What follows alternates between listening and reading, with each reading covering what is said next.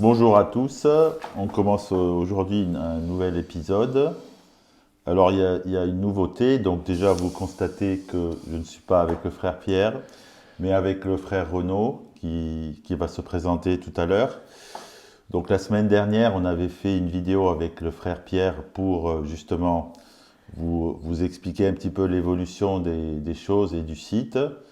Nous avons avec la personne du frère Renaud un invité de plus dans nos épisodes d'échange. Dans cette vidéo, le frère Pierre, avant de partir pour une période de recul et de retrait dans les monastères de France pour une période de 6 mois, pour laisser à ses frères qu'il a accueillis dans ce monastère avec une très grande joie très récemment, qui vont permettre de remettre une vie et donner les différents rôles de ce monastère dans la vallée.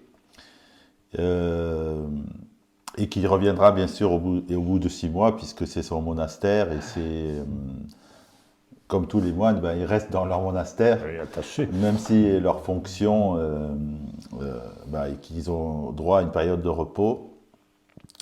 Et il sera là toujours pour tous ceux qui veulent le solliciter, laissant aux frères du monastère toutes les tâches et les rôles que doit remplir ce genre de monastère, avec un épanouissement qui va perdurer grâce à leur venue et à la plus grande joie du frère Pierre.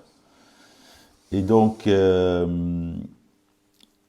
pour essayer de perpétuer ces enseignements, et en l'absence du frère Pierre, on avait fait quelques vidéos, mais pas assez, que j'avais un peu en avance.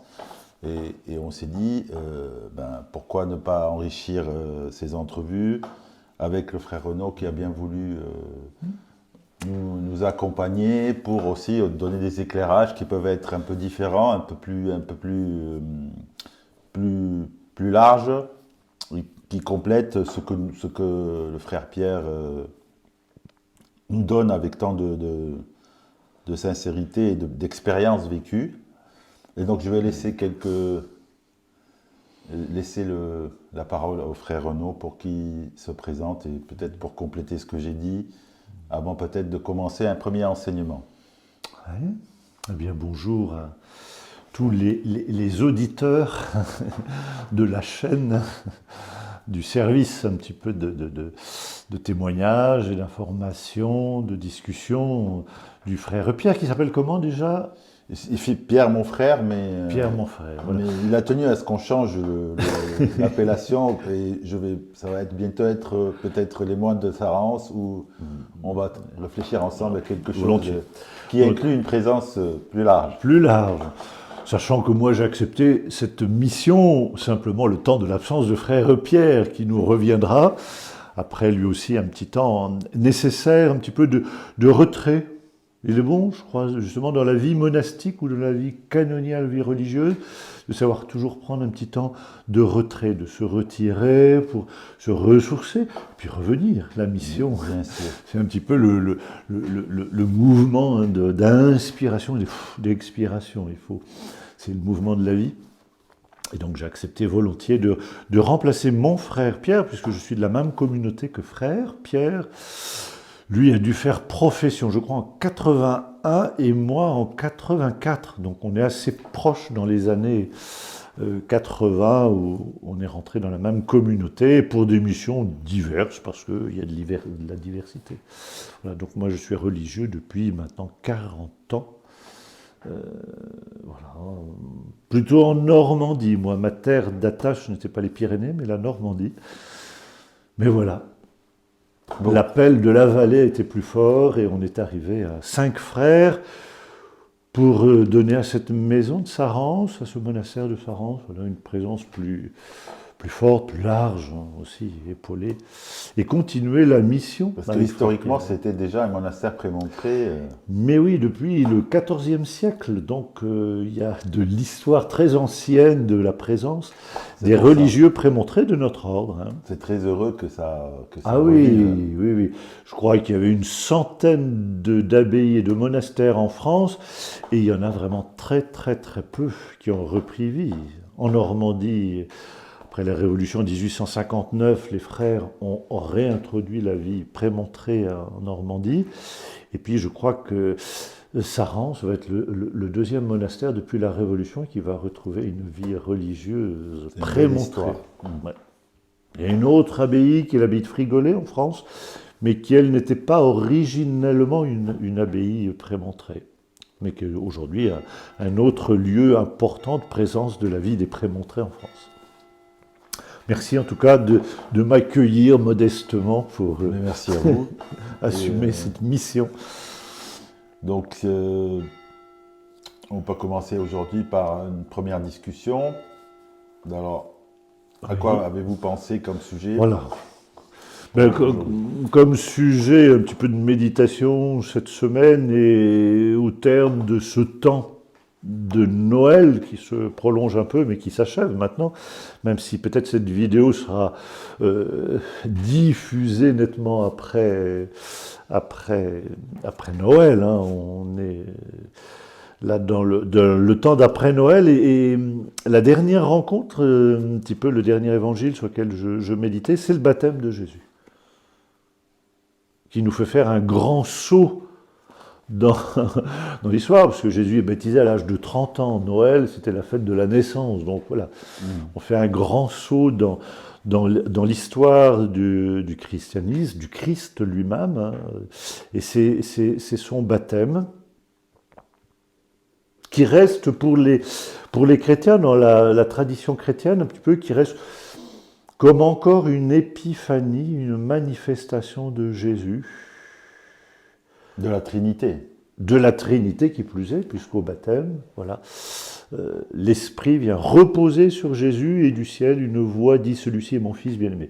Voilà, la Trinité, le Père, le Fils et le Saint-Esprit sont là toutes unies au jour du baptême de Jésus. Voilà, et ce baptême nous renvoie à notre propre baptême. Je crois que là, on est tout de suite interpellé dans ce que nous avons nous-mêmes reçu si nous sommes baptisés. Voilà, le baptême, c'est l'acte, je dirais, volontaire où on entre dans cette histoire, on met nos pas dans l'histoire du Christ, dans l'histoire des chrétiens, volontairement. Comme on a l'habitude de dire, la religion chrétienne n'est pas une religion de race où on le devient membre par la transmission de la vie, mais par adhésion. On adhère à ce que le Christ nous propose de le suivre, c'est une adhésion libre par le baptême. De même que voilà, le Christ vient accomplir la volonté du Père librement. Il vient faire cette plongée dans notre humanité pour nous apporter le salut, nous apporter la vie de Dieu. Et en recevant le baptême, nous recevons cette vie que le Christ est venu apporter à notre humanité, à la création. Et alors, en pratique, les gens, ils sont baptisés, ils ne sont pas vraiment conscients. Parce qu'ils sont baptisés, ils sont petits. Voilà. Et alors, donc, il y a un travail, il y a un chemin à faire pour revigorer, si j'ose dire, ou revitaliser ce baptême qui est en nous. Et oui, c'est vrai. C'est pas automatique. C'est pas automatique. C'est un choix qui doit s'éclairer. C'est en faisant ce chemin qu'on découvre aussi mon identité.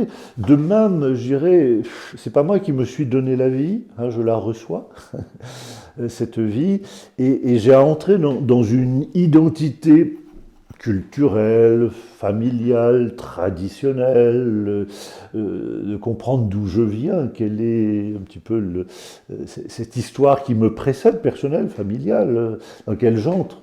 Je n'arrive pas de nulle part. Ben, je dirais que le baptême, c'est un peu pareil. J'ai à entrer dans une histoire sainte. Hein.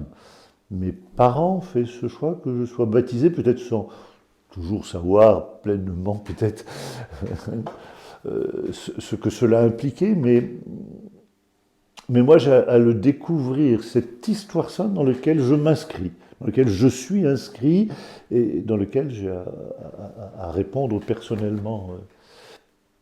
Ensuite,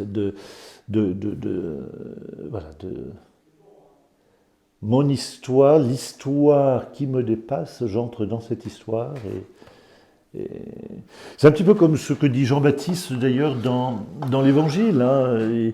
Jean-Baptiste déclare, voici l'agneau de Dieu qui enlève le péché du monde. Moi, je ne le connaissais pas. Mais si je suis venu baptiser dans l'eau, c'est pour qu'il soit manifesté. Même Jean-Baptiste, qui était pourtant le propre cousin de Jésus, dit, je ne le connaissais pas. Donc il prend conscience, Jean-Baptiste, que lui aussi, il a accompli quelque chose du projet de Dieu, du chemin, voilà, du chemin à faire. Et moi, mon chemin, je le découvre petit à petit, chemin faisant. Hein. C'est pas tant en demandant au Seigneur, éclaire-moi, qu'est-ce que je dois faire, c'est quoi ma vie. Bien sûr qu'il faut que je le demande au Seigneur, mais en même temps, le Seigneur, il m'envoie faire le chemin pour m'indiquer ce qu'il attend de moi petit à petit. Donc il y a cet éveil ou cette conscience à, je sais pas, à cultiver. À cultiver. Oui. Moi, ça me renvoie à la phrase de Saint Paul. Vous tous qui avez été baptisés en Christ, vous avez revêtu le Christ.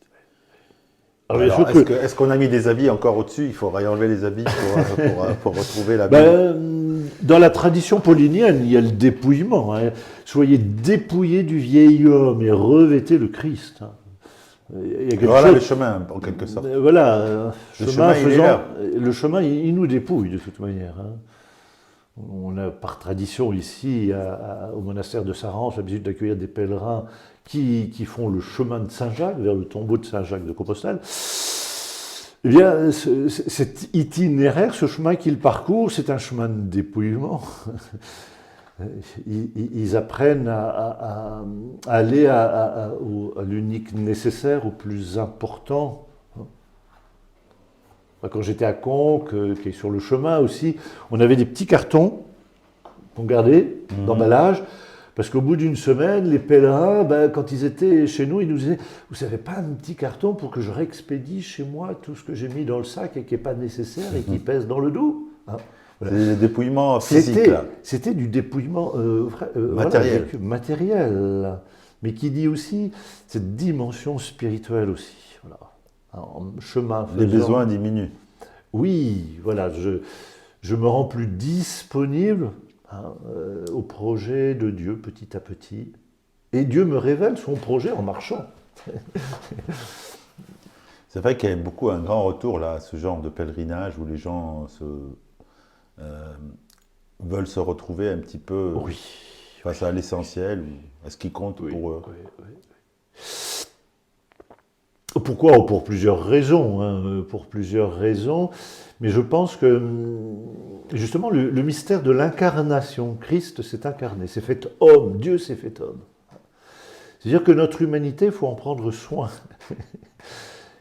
Et qu'aujourd'hui, on est peut-être dans un monde qui accélère toujours le temps. Il faut aller de plus en plus vite, de plus en plus loin, faire les choses rapidement, avoir des appareils techniques très performants pour gagner du temps, pour faire plus de travail. Voilà.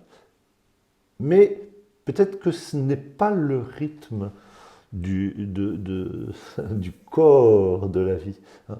Et que le fait de marcher, c'est réapprendre à retrouver un rythme plus proche de la matière dont nous sommes faits. Donc pas des robots. Un petit peu parallèlement à ce rythme, c'est peut-être un retour à une sérénité, à une paix qu'on a perdue. Et oui. Donc tout est parallèle. En fait. Voilà. À force d'accélérer le mouvement, on perd quelque chose d'essentiel de notre humanité. C'est pour ça que Jésus marche. Jésus, il marche et c'est chemin faisant qu'il rencontre un malade, un possédé, voilà, des gens qui l'interpellent. La vie, quoi. C'est la vie, c'est chemin faisant. Et je crois qu'on a beaucoup peut-être à réapprendre justement de cette spiritualité du quotidien chemin faisant, de la route qui se présente à nous et comment vivre l'instant présent.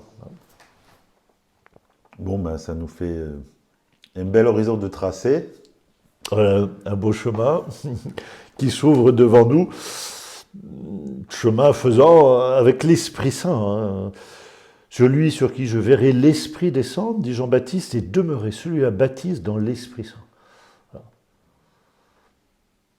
L'Esprit Saint, c'est la force intérieure que Jésus nous donne, qu'on a reçue au jour de notre baptême, qu'on peut recevoir en le demandant. Viens Esprit Saint, viens reposer en moi. Cette force intérieure que le Seigneur met en nous pour nous aider à faire la route, à avancer. Donc une route vers le nouvel homme. Le nouvel homme. Pas on dit du Christ qu'il est le nouvel Adam. Le nouvel Adam, oui. Il est celui qui vient faire toutes choses nouvelles dans notre vie. Si nous le laissons travailler notre vie, notre cœur, au rythme d'homme, voilà, c'est avec tendresse, avec délicatesse. Ce qui est remarquable, c'est que c'est Jean-Baptiste qui voit cet homme s'approcher, Jésus se plonger dans l'eau du Jourdain, au milieu de la foule qui venait se faire baptiser aussi, qui attendait une espérance, qui voulait un renouveau. Et Jésus, Dieu, vient prendre place au cœur de cette humanité-là, blessée, souffrante, en attente, discrètement. Il est là présent, au milieu de notre humanité en marche, en route. Et il est là, le Seigneur. Et Jean-Baptiste, lui, le prophète, le voit, il dit, celui-là, là, sur lui, il y a l'Esprit Saint qui repose, l'Esprit qui nous appelle. Amen. Amen. Merci, mon frère, et à la semaine prochaine, ou à la prochaine séance. Rencontre, volontiers. Rencontre. Merci. Merci. À bientôt. À bientôt. Au revoir. Au revoir.